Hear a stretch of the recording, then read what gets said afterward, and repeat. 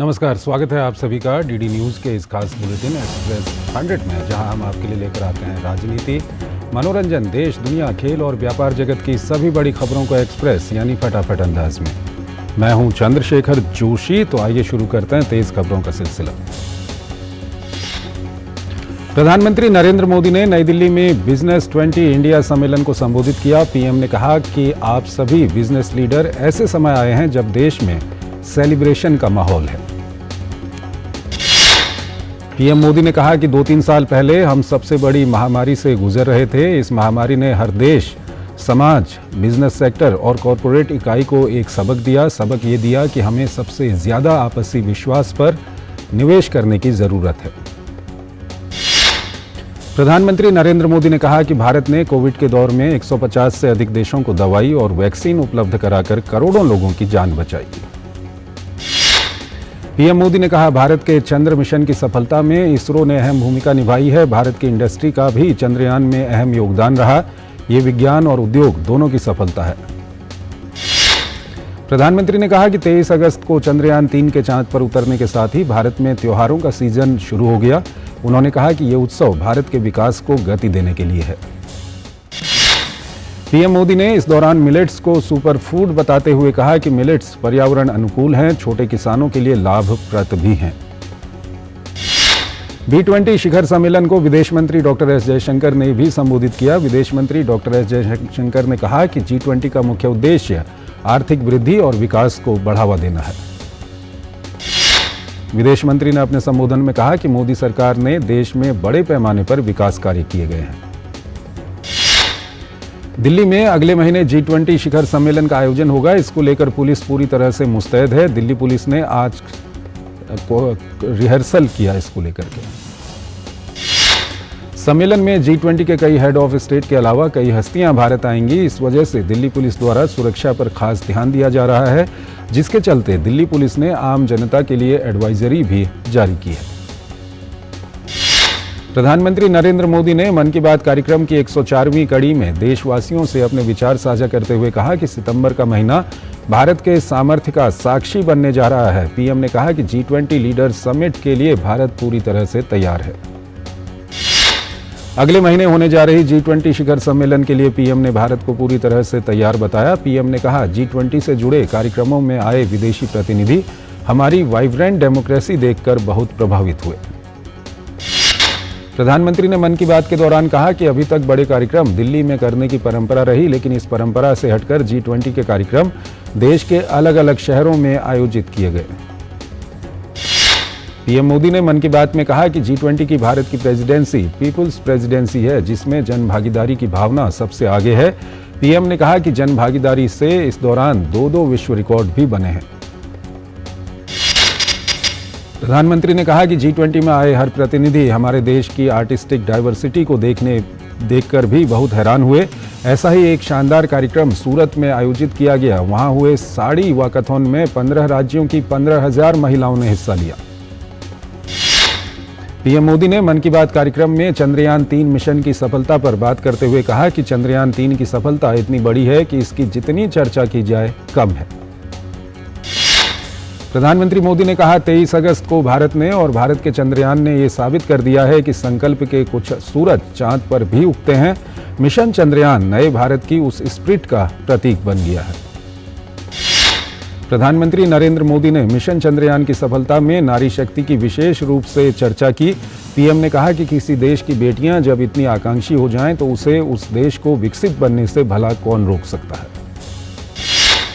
चंद्रमा के south pole पर चंद्रयान 3 की सफल सॉफ्ट लैंडिंग के बाद भारतीय अंतरिक्ष अनुसंधान संगठन ने अपने अगले अंतरिक्ष मिशन पर फोकस शुरू कर दिया है। इसरो के प्रमुख एस सोमनाथ ने कहा कि आदित्य L1 उपग्रह तैयार है और श्रीहरिकोटा पहुंच चुका है। इसका प्रक्षेपण सितंबर महीने के पहले सप्ताह में होने की आशा है। तिथि की घोषणा 2 दिन में कर दी जाएगी। भारत ने 2024 में G20 की मेजबानी के लिए ब्राजील को B20 की अध्यक्षता सौंपी है। राजधानी दिल्ली में B20 शिखर सम्मेलन 2023 के समापन सत्र में अगले साल की अध्यक्षता ब्राजील को दी गई। भारत की B20 अध्यक्षता ने पीएम मोदी के वसुधैव कुटुंबकम के दृष्टिकोण के विषय के तहत काम किया। टाटा सन्स के चेयरमैन एन चंद्रशेखरन ने दिल्ली में कहा कि पिछले 7 महीनों के दौरान हमने 55 देशों में 1500 से अधिक वैश्विक व्यापार अधिकारियों और विशेषज्ञों के साथ मुलाकात की। वाराणसी में संपन्न हुई G20 सांस्कृतिक मंत्रियों की बैठक में आए प्रतिनिधियों ने सारनाथ स्थित संग्रहालय और पुरातात्विक स्थल का दौरा कर इतिहास को करीब से समझा। बोधगया में ज्ञान प्राप्त करने के बाद यहीं पर भगवान बुद्ध ने अपना पहला उपदेश दिया था। इसे देखने के बाद सभी प्रतिनिधियों ने खुशी जताते हुए कहा कि भारत में ऐतिहासिक महत्व के कई स्थल हैं जो भारतीय श्रेष्ठ भवन निर्माण कला और जीवन शैली को दर्शाते हैं। केंद्रीय गृह एवं सहकारिता मंत्री अमित शाह ने तेलंगाना के खम्मम में एक जनसभा को संबोधित करते हुए केसीआर सरकार पर जमकर निशाना साधा। केंद्रीय मंत्री ने कहा कि अत्याचारी और भ्रष्टाचारी केसीआर सरकार की उल्टी गिनती शुरू हो चुकी है। अमित शाह ने रैली को संबोधित करते हुए विपक्षी पार्टियों पर निशाना साधा। उन्होंने कहा कांग्रेस पार्टी 4G पार्टी है, जिसका मतलब है 4 पीढ़ियों की पार्टी। अमित शाह ने कांग्रेस अध्यक्ष पर झूठ बोलने का भी आरोप लगाया। पश्चिम बंगाल के उत्तर 24 परगना इलाके में आने वाले दत्तपुकुर की पटाखा फैक्ट्री में विस्फोट हो गया। इस हादसे में करीब 6 लोगों की मौत हो गई और कई लोग घायल हो गए हैं। दत्तपुकुर में एक पटाखा फैक्ट्री में विस्फोट के बाद पुलिस और बम निरोधक दस्ता मौके पर पहुंचकर जांच शुरू कर चुका है। इस विस्फोट में कई घर भी क्षतिग्रस्त हो गए। पश्चिम बंगाल विधानसभा में विपक्ष के नेता शुभेंदु अधिकारी ने कहा कि ममता बनर्जी ने बड़ी बड़ी बातें कही थीं। इन गैर कानूनी कारखानों को बंद किया जाएगा, लेकिन वो चोरों को बचाने में व्यस्त हैं। दत्तपुकुर में अवैध पटाखा फैक्ट्री में हुए विस्फोट पर कांग्रेस नेता अधीर रंजन चौधरी ने कहा कि जिस मात्रा में विस्फोटक मिले हैं उससे साफ है कि बंगाल सरकार ने विस्फोटकों को जहां चाहे इस्तेमाल करने की इजाजत दे दी है। पश्चिम बंगाल भाजपा अध्यक्ष डॉक्टर सुकांत मजूमदार ने दत्तपुकुर में हुई विस्फोट की घटना पर शोक जताया। सुकांत मजूमदार ने केंद्रीय गृह मंत्री अमित शाह को पत्र लिखकर मामले की जांच NIA से करवाने का अनुरोध किया। उत्तराखंड दौरे पर गए भारतीय जनता पार्टी के राष्ट्रीय अध्यक्ष JP नड्डा ने हरिद्वार में प्रधानमंत्री नरेंद्र मोदी की मन की बात की 104वीं कड़ी सुनी। इस दौरान JP नड्डा के साथ राज्य के मुख्यमंत्री पुष्कर सिंह धामी समेत कई गणमान्य लोग मौजूद थे। भाजपा अध्यक्ष JP नड्डा ने भारतीय जनता पार्टी द्वारा देश भर में शुरू किए गए मेरी माटी मेरा देश कार्यक्रम के अंतर्गत हरिद्वार में पौधारोपण कार्यक्रम में हिस्सा लिया। हरिद्वार में देव संस्कृति विश्वविद्यालय में वसुधैव कुटुंबकम व्याख्यान श्रृंखला को संबोधित करते हुए भाजपा अध्यक्ष ने कहा कि जब हमारे वैज्ञानिक चंद्रयान को चांद के दक्षिण ध्रुव पर उतारते हैं और ऐसा करने वाला भारत दुनिया का पहला देश बनता है तो देश आज गर्व महसूस करता है। भाजपा अध्यक्ष ने कहा कि पहले स्वास्थ्य के बारे में हमारे विचार बहुत सीमित थे, लेकिन 2017 में नई स्वास्थ्य नीति लागू की गई जिसमें निवारक, प्रोत्साहन, उपचारात्मक और उपशामक स्वास्थ्य देखभाल को जोड़ा गया, जिसकी वजह से सेहत को लेकर लोगों की सोच बदली है। उत्तराखंड के मुख्यमंत्री पुष्कर सिंह धामी ने हरिद्वार में देव संस्कृति विश्वविद्यालय में वसुधैव कुटुंबकम व्याख्यान श्रृंखला को संबोधित करते हुए कहा कि अमृत महोत्सव के दौरान प्रधानमंत्री मोदी के मार्गदर्शन में G20 शिखर सम्मेलन की अध्यक्षता करना हमारे लिए गर्व की बात है। भाजपा के राष्ट्रीय अध्यक्ष JP नड्डा और उत्तराखंड के मुख्यमंत्री पुष्कर सिंह धामी हरिद्वार में पार्टी की राज्य कोर कमेटी की बैठक में भी शामिल हुए। नड्डा ने संगठन को मजबूत करने और आने वाले चुनाव की तैयारी के निर्देश दिए। उपराष्ट्रपति जगदीप धनखड़ ने आज राजस्थान की राजधानी जयपुर के नेशनल इंस्टीट्यूट ऑफ आयुर्वेद में चल रही प्रदर्शनी में भाग लिया। उन्होंने कहा, हमने शायद ही ये सोचा होगा कि हमारा देश इतनी तरक्की कर लेगा और आज चांद की दक्षिणी सतह पर पहुंच जाएगा। मुंबई में होने वाली इंडिया गठबंधन की बैठक पर बिहार के मुख्यमंत्री नीतीश कुमार ने कहा कि मुझे व्यक्तिगत कुछ नहीं चाहिए, मैं बस सभी को एकजुट करना चाहता हूं। मदुरई रेलवे स्टेशन के पास पुनालूर मदुरई एक्सप्रेस के प्राइवेट कोच में आग लगने की घटना की जांच दक्षिणी सर्किल के रेलवे सुरक्षा आयुक्त करेंगे। दक्षिणी रेलवे के मुख्य जनसंपर्क अधिकारी B मुरुगेशन ने इस संबंध में पत्र जारी कर दिया है। पुनालूर मदुरई एक्सप्रेस के प्राइवेट कोच में शनिवार सुबह हुए इस हादसे में 9 यात्रियों की दर्दनाक मौत हो गई थी, जबकि इस हादसे में कई यात्री घायल हो गए थे। दिल्ली के उपराज्यपाल विनय कुमार सक्सेना ने आगामी G20 शिखर सम्मेलन से पहले तैयारियों का जायजा लिया। इस मौके पर कई वरिष्ठ अधिकारी भी मौजूद थे। हरियाणा के मुख्यमंत्री मनोहर लाल खट्टर ने कहा कि नूंह जिस तरह की घटना हुई है नूंह में, उसे देखते हुए ये सुनिश्चित करना सरकार का कर्तव्य है कि इलाके में कानून व्यवस्था बनी रहे। उन्होंने कहा कि लोग ब्रजमंडल शोभा यात्रा निकालने के बजाय पास के मंदिरों में पूजा करें। हरियाणा के नूंह में विश्व हिंदू परिषद की यात्रा पर दक्षिण रेंज रेवाड़ी के आईजी राजेंद्र कुमार ने बताया, प्रशासन की तरफ से अभी कोई अनुमति नहीं दी गई है। हम आपसी समझा बुझाकर सब कुछ नियंत्रित करने की कोशिश कर रहे हैं। नूंह में यात्रा पर विश्व हिंदू परिषद के आलोक कुमार ने कहा, हम जानते हैं कि G20 शुरू होने वाला है, इसलिए हम यात्रा को छोटा करेंगे, लेकिन हम इसे छोड़ेंगे नहीं और कल इसे पूरा करेंगे। मौसम विभाग ने असम और मेघालय में भारी बारिश का अनुमान जताते हुए दोनों राज्यों के लिए ऑरेंज अलर्ट जारी किया है। मौसम विभाग के अलर्ट के बाद असम और मेघालय में बाढ़ से हालात और बिगड़ने की आशंका है। असम के 3 जिलों चिरांग, धेमाजी और कोकराझार के 71 गांव अभी भी बाढ़ से जूझ रहे हैं। असम के नंगलामुरा घाट में दिसांग नदी और नेमाती घाट में ब्रह्मपुत्र नदी खतरे के निशान से ऊपर बह रही है। असम में बाढ़ प्रभावित लोगों की मदद के लिए धेमाजी और चिरांग में 21 राहत वितरण केंद्र खोले गए हैं। वहीं विश्वनाथ, बोंगाईगांव, चिरांग, धुबरी, कोकराझार, तिनसुकिया के कई इलाकों में बाढ़ से कटाव की सूचना है। आरएसएस प्रमुख मोहन भागवत दिल्ली के छतरपुर में तेरापंथी भवन में जैन श्वेतांबर तेरापंथी सम्मेलन और शिलान्यास समारोह में शामिल हुए। इस मौके पर कई गणमान्य लोग मौजूद थे। मुंबई के सांता क्रूज इलाके में गैलेक्सी होटल में आग लगने से 3 लोगों की मौत हो गई और कई लोग घायल हो गए। अग्निशमन अधिकारी ने बताया कि आग पर काबू पा लिया गया है और 8 लोगों को बचाया गया। एक छोटा सा ब्रेक। ये क्या लिखा है? सत्य। हम गांधी जी की तरह स्वराज की लड़ाई तो लड़ रहे हैं, पर हमारा मार्ग कहीं से नहीं है। आजाद हिंद फौज के नौजवानों, अब हमें अपने खून से इतिहास रचना होगा। जय हिंद, जय हिंद। आपने इस सेना के निर्माण में अपना सब कुछ गंवा दिया। आप अब ये मुझे क्यों सौंपना चाहते? क्योंकि तुम भारतीय राष्ट्रीय सेना का भविष्य हो सुभाष। स्वराज में देखिए क्रांतिकारी रास बिहारी बोस की महान गाथा। देखिए स्वराज प्रत्येक रविवार प्रातः 9 बजे, पुनः प्रसारण रात 9 बजे, सिर्फ डीडी नेशनल पर। देश का पहला चैनल, देश का अपना चैनल।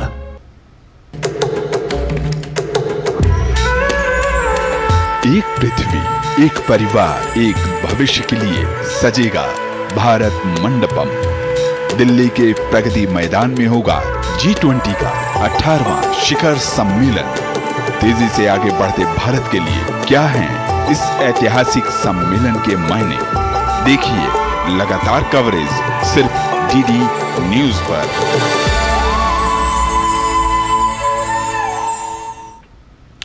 स्वागत है आपका ब्रेक के बाद और आइए अब खबरों के सिलसिले को और आगे बढ़ाते हैं।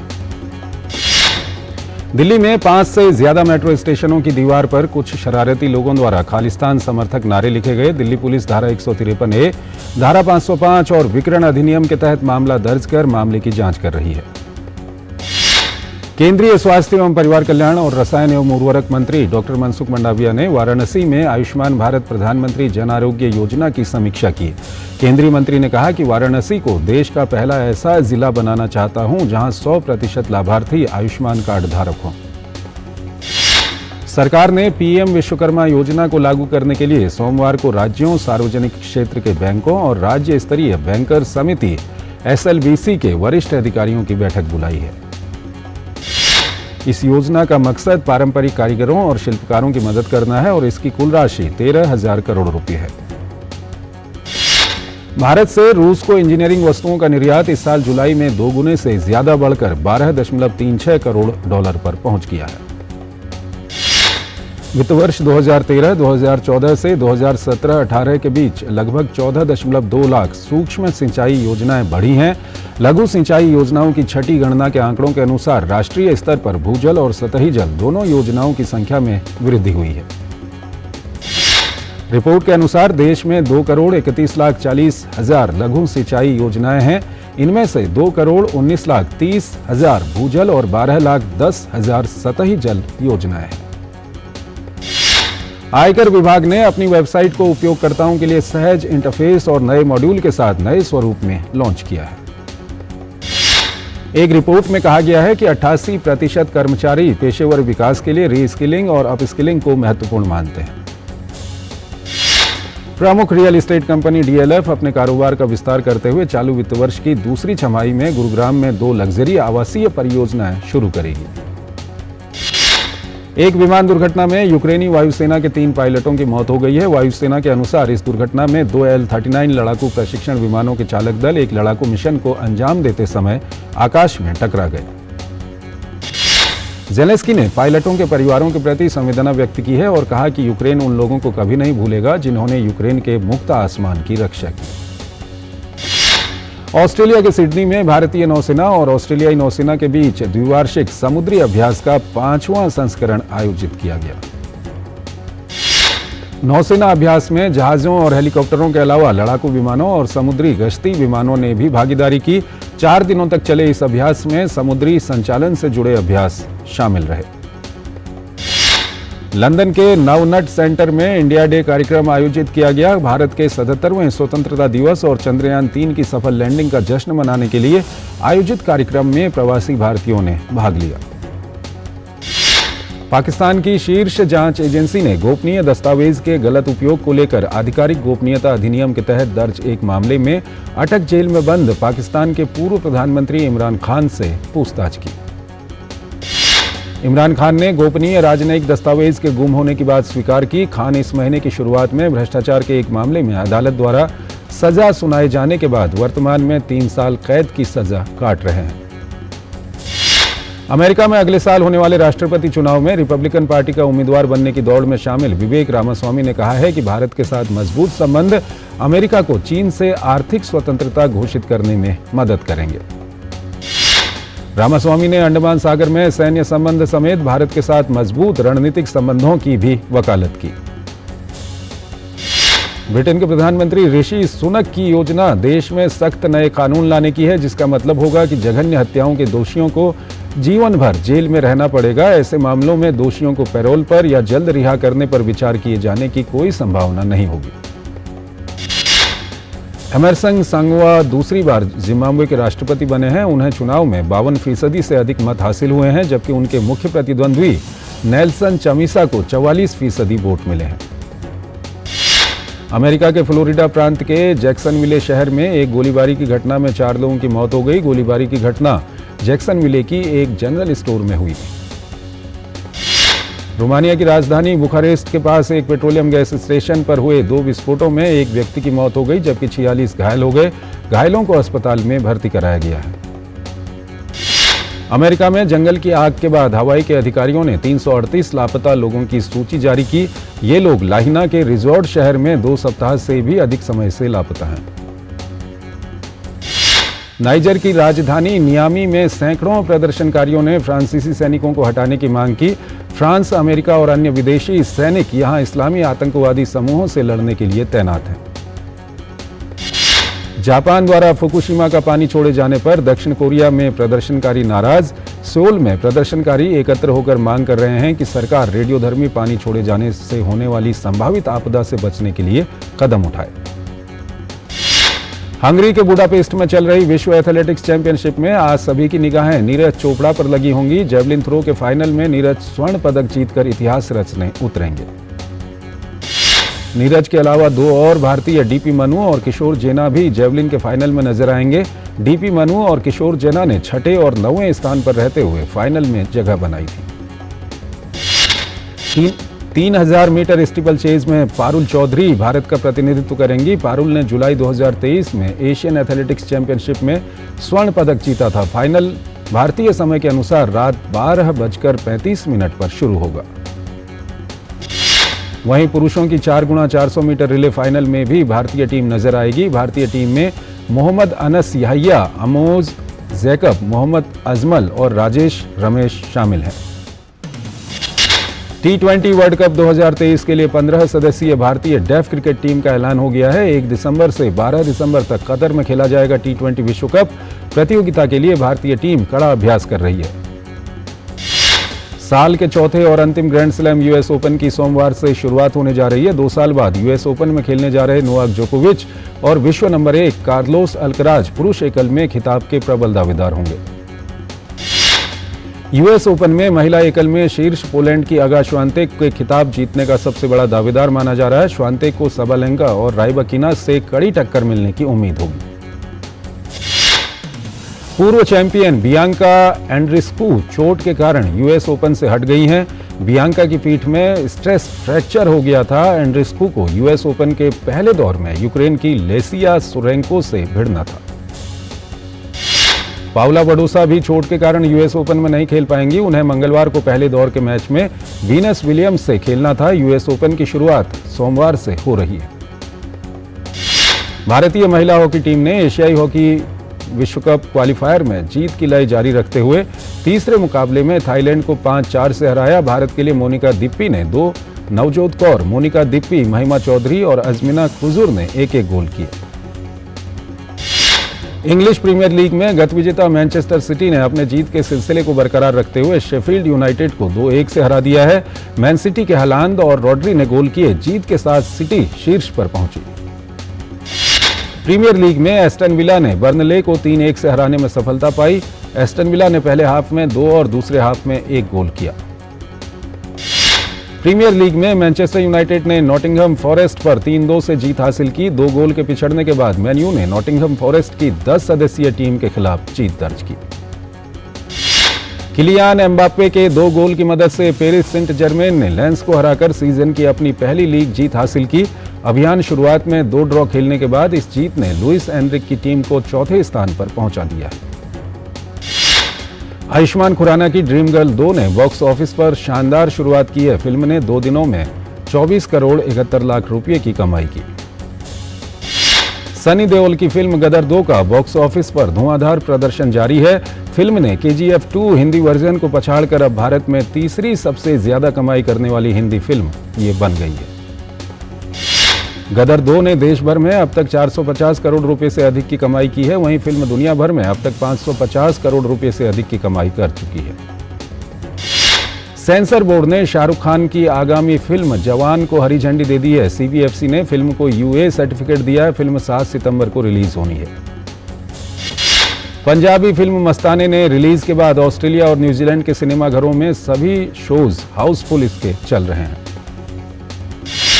फिल्म यारियां 2 का पहला गाना रिलीज हुआ। फिल्म 20 अक्टूबर को सिनेमाघरों में रिलीज होगी। अभिषेक बनर्जी अभिनीत थ्रिलर फिल्म स्टोलन का वेनिस फिल्म फेस्टिवल में वर्ल्ड प्रीमियर होगा। अभिनेता नितिन की नई तेलुगु फिल्म की घोषणा हुई है। थम्मुडु नामक फिल्म की शूटिंग 1 सितंबर से शुरू होगी। दक्षिण कोरियाई कलाकार ली जे हुन और पार्क युन बिन 4 अक्टूबर को आगामी बुसान अंतर्राष्ट्रीय फिल्म महोत्सव BIFF के उद्घाटन समारोह की मेजबानी करेंगे। एशिया की इस अग्रणी फिल्म समारोह का 28वां संस्करण दक्षिण कोरिया के बुसान में आयोजित किया जाएगा और ये 13 अक्टूबर तक चलेगा। तो इस बुलेटिन में फिलहाल इतना ही। आप बने रहिए DD न्यूज के साथ। नमस्कार।